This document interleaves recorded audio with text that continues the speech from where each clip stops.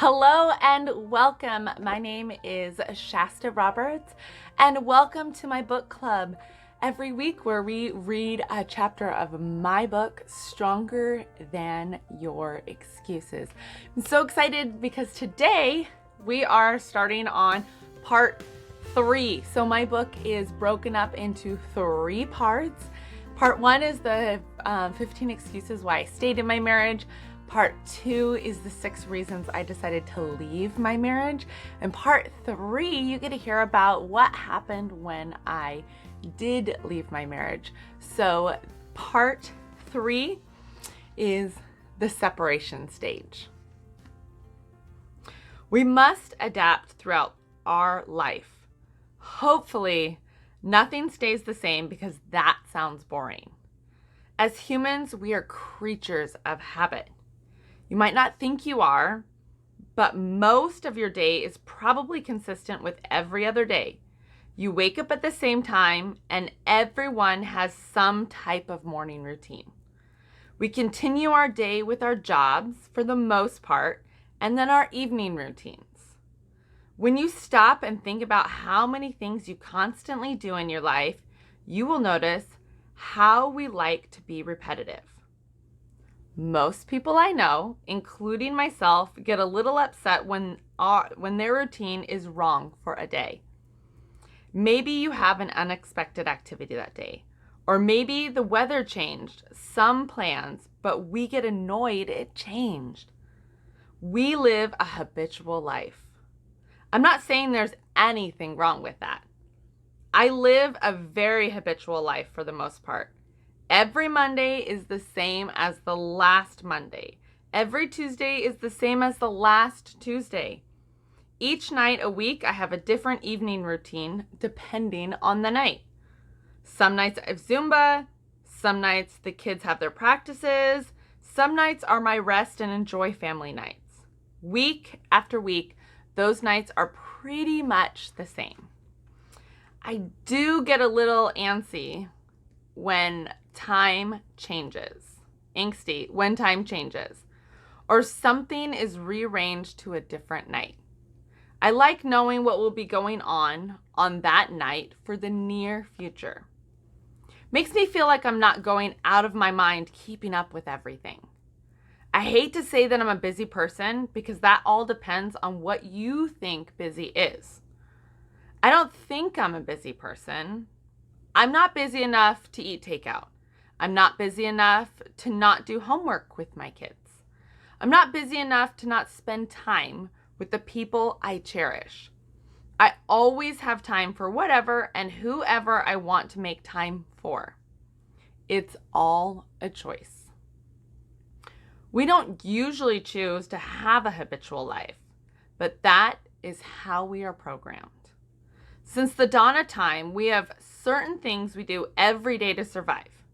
It has changed quite a bit since then, but we still do our routines because that is what we need or want to do. We go to work every day because it requires money to live. We spend time with our families or read because that is what makes us happy. It is a subconscious choice you make every day to live the same day repeatedly. Living the same year over and over again is not a life, though. I want to get out of my comfort zone where I have been staying. No matter if you have never been outside your comfort zone or you push yourself out of it all the time, you must adapt in a new way each time. Each time you go outside of it, you don't go back in. Your comfort zone moves with you. You create new boundaries. Each time you stretch and broaden your boundaries of your comfort zone. Sometimes we don't always make the choice to step outside and are forced outside of our comfort zones. Many different people can push us there, or we can make a choice to conquer it in our lives as a decision. That is what I had to do. I had to step outside my comfort zone, outside my nice bubble of certainty, and step into a new world of the unknown. Did I have to choose this? No. I have all the excuses I told you as to why I could just stay inside my comfort zone. I want to change my life for the better and for the good. I had to force myself outside the bubble of marriage and into the unknown of separation. I saw the signs it was coming. I prepared mentally for it. I knew I must and needed to get myself ready for it before it happened.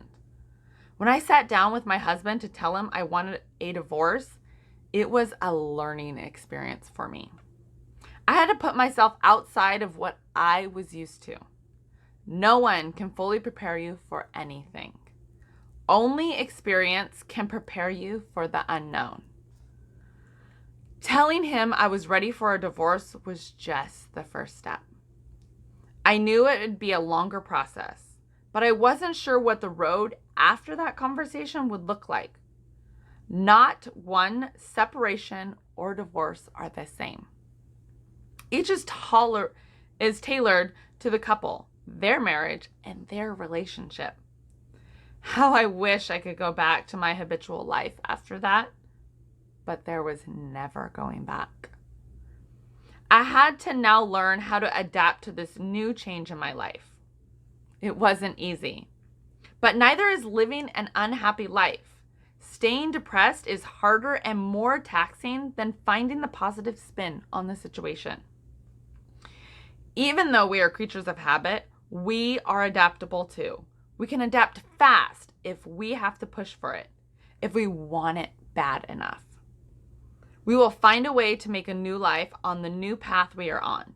That is what I must do. Sanity comes from being in the know.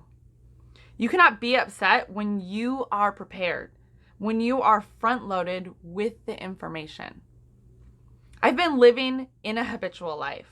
I have decided to step outside and change my life. I will be outside my comfort zone for quite a while. This is what I need to do. I know there will be things I can prepare for, but there will also be so many things I cannot prepare for. I'm just going to do my best to adapt in the moment and roll with the changes. I've lived so many years telling myself the excuses I should stay in my marriage, even when I was so unhappy. I have finally confronted them and I'm getting ahead of them. They will no longer be a part of my life. I've been controlled by them for too long. I found my inner voice and can stand up to those excuses with my reasons. I cannot continue to live inside my head. I had never shared my excuses to anyone, but when I finally did, I found my reasons. The next step is to act on everything I have been holding inside. It is time to let the excuses fall flat and the reasons to fly high. In doing so, I must tell my husband I'm ready to leave. There is still another story behind what happens after I took the step to change my life. Life does not really stop at the happily ever after, and I will not leave you hanging there. I did not find my reasons, and everything was made easier from then on. My journey has continued to grow into something no one could help me predict. This book started as a way to get through the next season of my life. I started writing about my excuses as a reminder I didn't want them to control me anymore. A reminder of why I should not fall back into my habitual life together. It reminded me what led me here. I then needed another reminder of why I decided to overcome those objections and started writing about my reasons I made this decision. The reasons I choose this new path. These were a reminder to stay the course. I am too young and don't want to wait until I'm 40 to be at this crossroad again. To be brave enough again to say what I said, it is now or never. If I don't change my life now, I will wake up when I am 70 and wish I would have done something because it will be too late by then. I needed written reminders of what brought me here. Part 1 and 2 are like my pros and cons of my marriage situation. Part 1 was all my cons to my marriage, and part 2 were all the pros to my life. Part 3 is what happens after I make the decision to act on those pros and cons.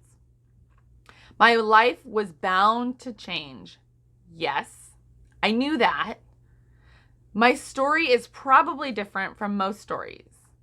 You will see we didn't kick one another to the couch or one of us move out. This has been a slow process, as I want to be smart about it as well. Most people in a situation like this act out of fear, love, or hate. They don't stop and think about what aftermath could ensue because of it. I don't want to come out of a divorce and file bankruptcy, live in the slums, or deal with being over the top in debt. I don't want to have a divorce where we cannot agree on anything, where switching our kids from house to house is a fight. My vision seems like it is unachievable. How do both of us come out of this marriage financially on top and secure in our lives?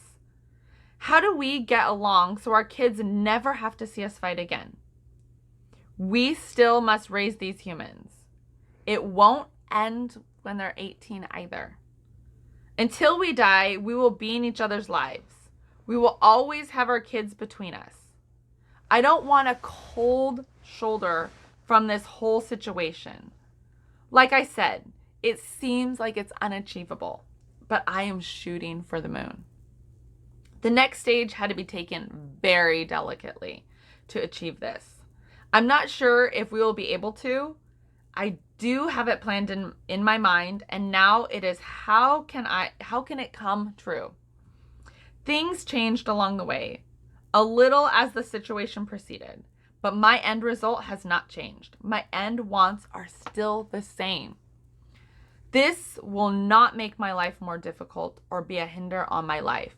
This will just be a stepping stone to a better place, to a better and happier life that can only happen if I act smart and make good moves.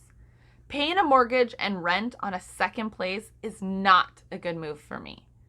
It would mean this situation would make our financial situation worse. I would be taking more money from needed things or paying off debt and worsen my future. If we never had time to work out how to be separated, we wouldn't be strong enough to have a good relationship when we are. Some things need to move fast, while other things are better taken at a slow pace. Most divorces, the separation happened fast. In ours, the separation will happen slower than I can bear. I already know every step that has been made is for the better. It was difficult at times to move so slowly when I'm just ready to jump into a new life. Being together for 10 years cannot just end overnight. This is where my real story begins. All right, that is another chapter of the book. I am so excited to read the next 6 chapters of the separation stage with you. Make sure that you leave me a comment. I would love to know what you think of each and every chapter, and give me a big thumbs up. Also, hit that subscribe button. And if you hit the notification bell, you'll actually get the notification that I posted a new chapter instead of it just being in your feed. So I will see you guys next week for another chapter of my book, Stronger Than Your Excuses. Bye.